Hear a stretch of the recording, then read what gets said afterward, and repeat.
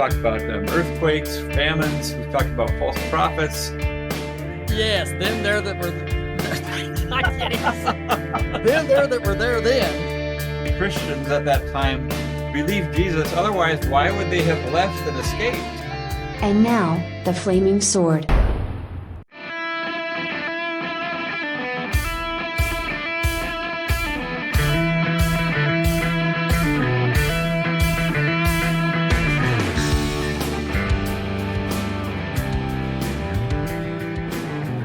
Super Swell Joe. How you doing, brother?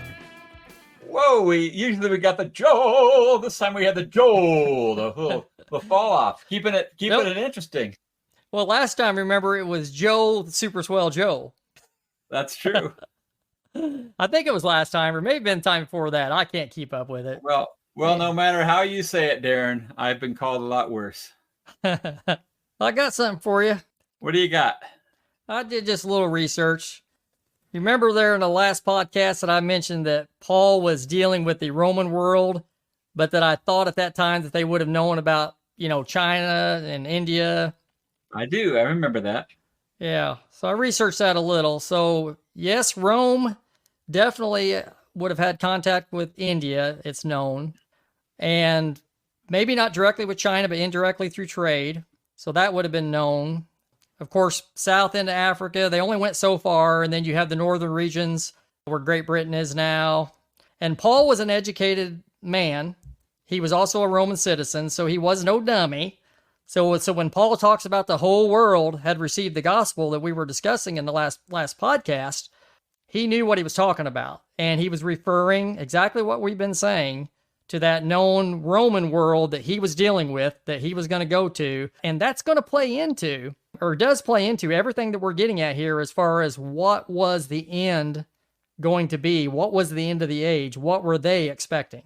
All right. So you're saying it's not that he didn't realize there were people outside of the world that he was speaking of, but that it had to do with more the nation of Israel and the judgment coming and that kind of thing? Yeah, because that would exactly agree with what you and I are trying to say. Right. And that's right.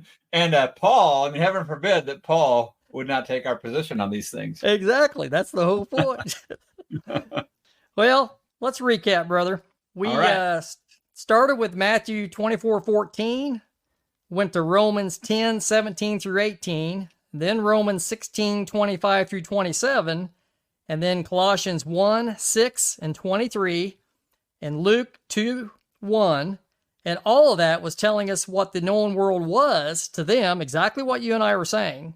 So those scriptures back that up. And then we went to Matthew 24:15 through 20, Luke 23:26 through 30, and you tied that in with Isaiah 2:10.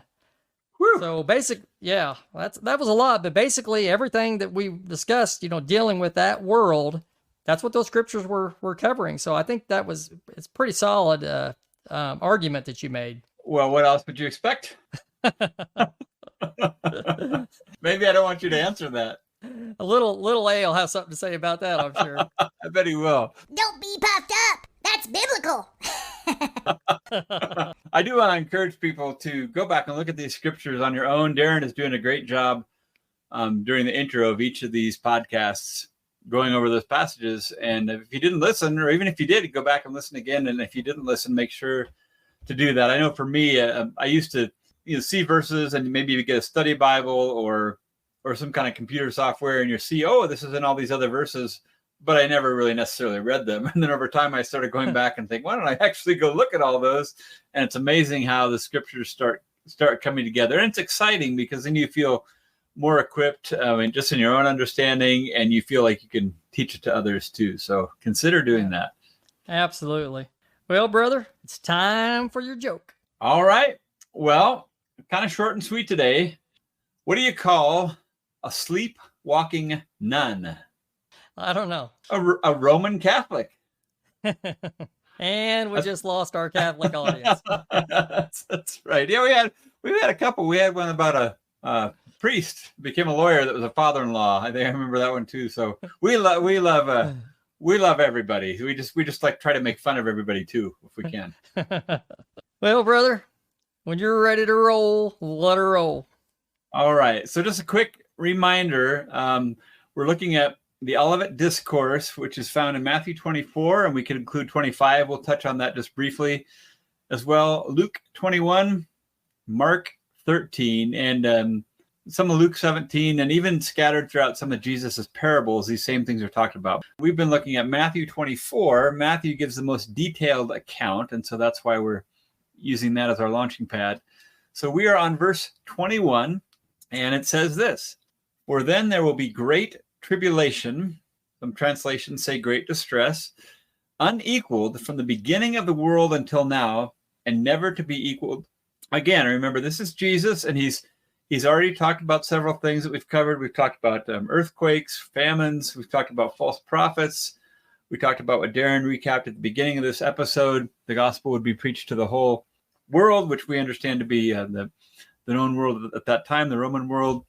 And then Jesus talks about this great tribulation. And of course, that is a huge part of the end times puzzle. And often it's grouped together with the coming Antichrist and the rapture and the millennial kingdom. In fact, Darin, this is kind of funny to me now, but all the labels can be confusing sometimes in eschatology. And so sometimes you'll see pre-trib, mid-trib, or post-trib. And that's, the trib is short for tribulation. So the idea there is that some Christians that see this as yet future would believe that they would go and get raptured before the tribulation. Some would think they go about halfway through the tribulation. They usually talk about a 7-year tribulation. And then others would be raptured after the tribulation. So they would go through the whole thing. And what's kind of funny about that to me now is that I remember when I was first a Christian, I thought there were 3 views of eschatology, pre, mid, and post-trib. And then I learned later that was all part of one view. Can you relate to that at all? No, because I'm smarter than that.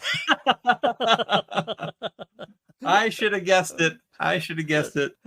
Well, I've had some other dumb friends that have also agreed with the same thing. So.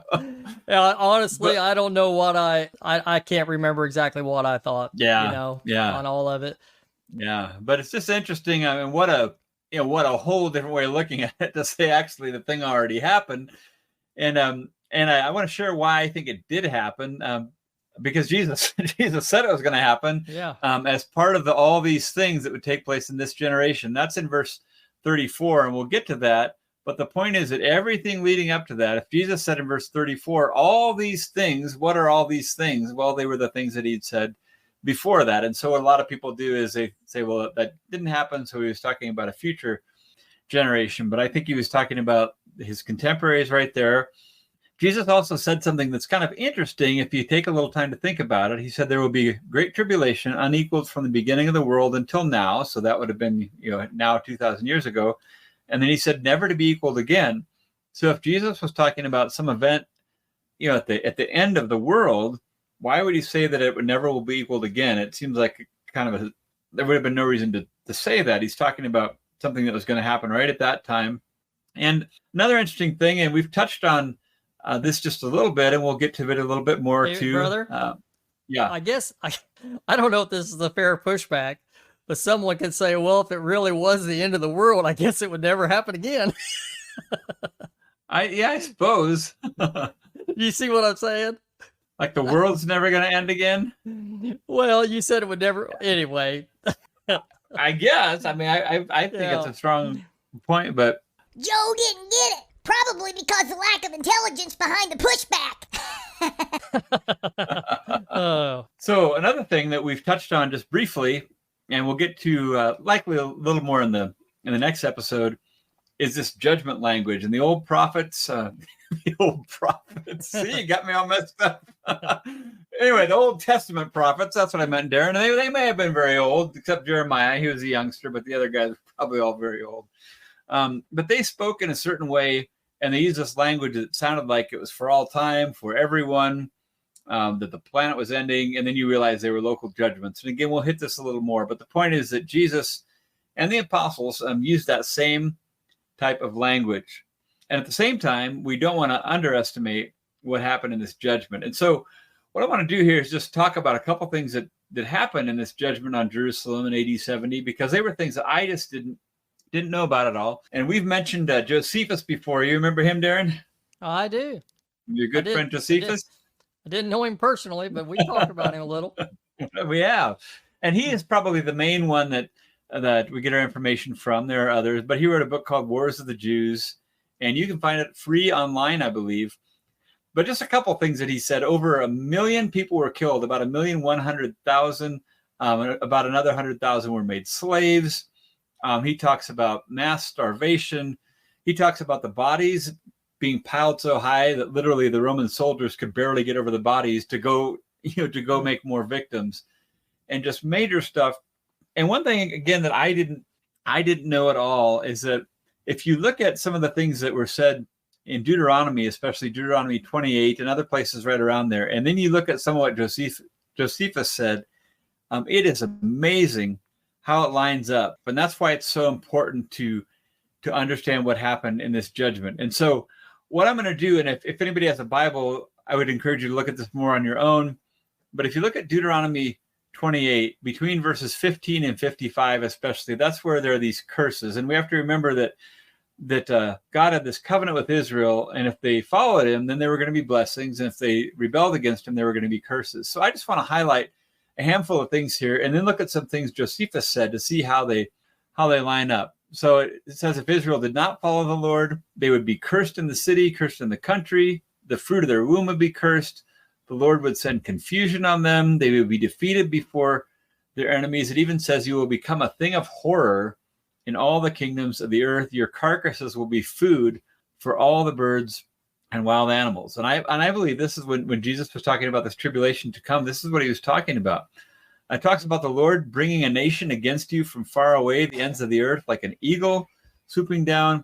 And as it goes on, and it says amazingly, because of your suffering, the enemy will inflict on you. You will actually eat the fruit of your womb. So there was going to be cannibalism. And again, this is all predicted in Deuteronomy 28. And it's horrible. And those are the parts, that's not the type of scriptures that most people embroider and put up on their wall in their living room, No. But it's there, and the reason we're touching on this is we're making the claim that the end times was not about the end of the planet, but about the end of the old covenant and the end of old covenant Israel, and that's why this is so important. And so, just listen to a couple things, and I'm just going to recount one particular story that Josephus tells. This is from Josephus Wars, Book 6, Section 3, 3 and 4.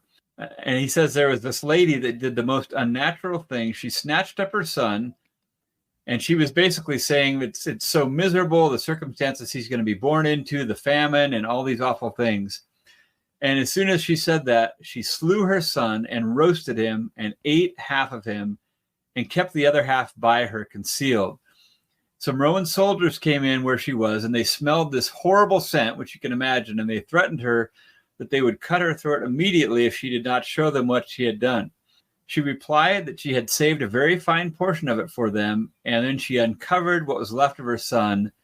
And of course, they were seized with horror and amazement of mind, he says, and they stood astonished at the sight. I mean, so when Jesus talked about this, being horrible, he wasn't exaggerating how horrible this was. And, again, mass starvation. A lot of the Jews killed one another. There were these different factions that, like the civil war within Jerusalem before the Romans even got there. Darin, any thoughts on any of that? Just horrible. It's just hard to imagine. I think you can verify this, but it's my understanding that they actually had enough food to last for years, but because of all the infighting and the things that were going on between the Jews themselves, they ended up going through their food supply and just totally starving. Just horrible.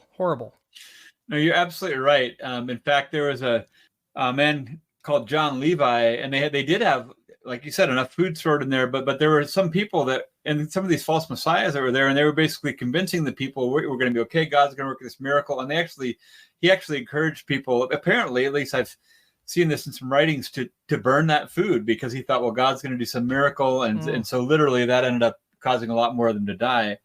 Another interesting thing is that the Roman soldiers had a reputation for being very, very disciplined and following orders. But when they started actually lighting the temple on fire, Titus actually told them to stop. But Josephus said their passions took over, and the soldiers actually ignored him, and they were as wild beasts, destroying everything and everyone they could. And so just horrific, everything that happened. And Jesus had said, not one stone will be left upon another. And just think Moses had predicted this, many hundreds of years before. Jesus is saying this judgment is right on the corner, around the corner, and then it takes place. And I just want to reference a couple of verses we looked at before, Matthew 23, 35 and 36, where Jesus was really lashing out on these religious leaders. And he said, upon you will come all the righteous blood that has been shed on the earth, from the blood of righteous Abel to Zechariah, the son of Berechiah, whom you murdered between the temple and the altar. I say to you, all this will come on this generation. And then you just see this play out, and it makes, not only is it horrible, but it makes so much more sense of the whole New Testament. Would you agree with that? Yeah. Oh, yeah. Everything that we've been saying leading up to this was pointing towards something that was going to happen to them. Jesus said in that generation. So then you just have to look, okay, did anything happen? Yeah. And, and here you have this historian Josephus, which recorded it very accurately as far as we know. And it fits. It fits what Jesus was talking about.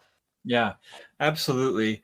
And again, some people might say yes, but it was still, as bad as it was still a local judgment. And so one of the things that I say sometimes, and I try to come up with ways that helps me to understand things in my own mind, but maybe they're helpful for other people too. No comment, Darin.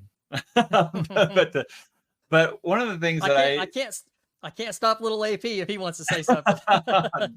Dang it. Nah, I'll let that one go. But one of the things that kind of occurred to me is, while this was a local judgment in terms of geography, it was a worldwide judgment in terms of theology and eschatology, that this generation of Jews, meaning that particular generation, was being held responsible for not only the blood shed under the Mosaic covenant, but like Jesus said, all the way from the beginning. And when you add it all up, yes, this was unequaled from the beginning of the world until now, and never was to be equaled again. That aspect of it, even though we know there are other horrible atrocities, what was happening between God and the nation of Israel and that covenant ending, that is a non-repeatable event. And I think that's some of what Jesus was getting at when he said it could never take place again. Yep. If we're going to follow Scripture alone, and then you go back and you looked at the prophecies that were talking about that, and that's just some of it. Daniel talks about it too, and I'm sure, and there's other places that you mentioned, when we were talking about John the Baptist, of what he was saying, that that they were definitely was something that was going to happen to them. What is it you say? Them there? Them there that were there then. Yes, them there that were. I can't even say it. Them there that were there then. Your tongue getting ahead of your brain. Ready? Oh man. Here's the thing: if there was no destruction in AD 70, if there wasn't this huge catastrophe, if you didn't have the temple burnt to the ground and all of that destroyed, then we would have a huge problem here, because we would. Yeah, it's clearly teaching that something was going to happen in their lifetimes, that generation. They were in the last days. So that's what we've been discussing in verse after verse after verse. Yeah, absolutely. And so I wanted to take a little more time with that verse, because it's so foundational. But if it's all right with you, Darin, we're going to hit a few more. Let's hit them. So this is verses 22 through 26. Again, we're still in Matthew 24.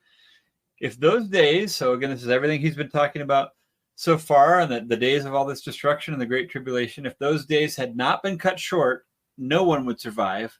But for the sake of the elect, those days will be shortened. At that time, if anyone says to you, look, here is the Messiah, or there he is, do not believe it.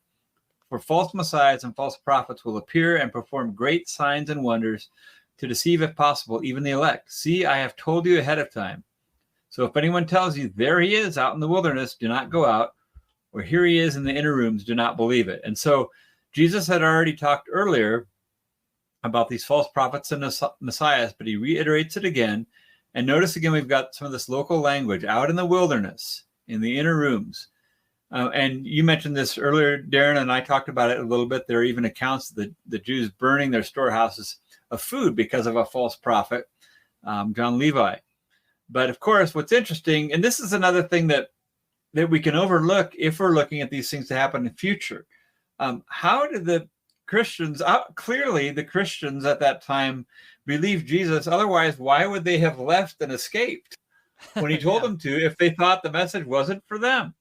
And but God cut short those days out of his grace, and they survived. And they did that because they realized, and it's just, we talked about this another time, one of these episodes, where even with one of the parables, when Jesus was talking about it and all this judgment, it says right after that the religious leaders realized he was talking about them. So the funny thing is they all knew it. They didn't have a problem with it, but it's those of us who thought this was in the future. But it was crystal clear. And the way I read this stuff now, I don't know how Jesus or John the Baptist or the apostles or whomever, I mean, how could they have said anything more clearly in terms of when this is going to happen? Absolutely. So, well, Darin, in the next episode, we're going to keep going through a few more verses, but I think this is probably a good place to wrap up this episode. What do you think? I think that's a good spot. When you're ready to take us home, brother, take us home.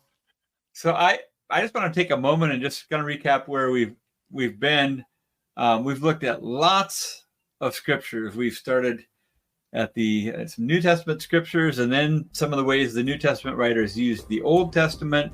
We've looked at some Old Testament scriptures. We've looked at this judgment and the timing of all these verses, and now we've taken a little time to look more specifically at this destruction of Jerusalem. So I hope, if nothing else, that people might entertain the idea that at least some of what was being talked about applied to that time. And I think as you go on and study and you're a good Berean, you're just going to see that the similar language over and over, and it really is a different way of looking at the scriptures. But I know Darin and I and many people that we've gotten to know believe it's the right way to look at the scriptures. So at least consider it. Go back and read the passages.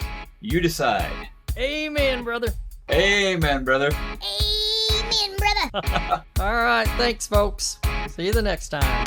She combs her hair as she looks in the mirror, prepares herself for the day ahead. To the well to get some water. You never know what a day will bring.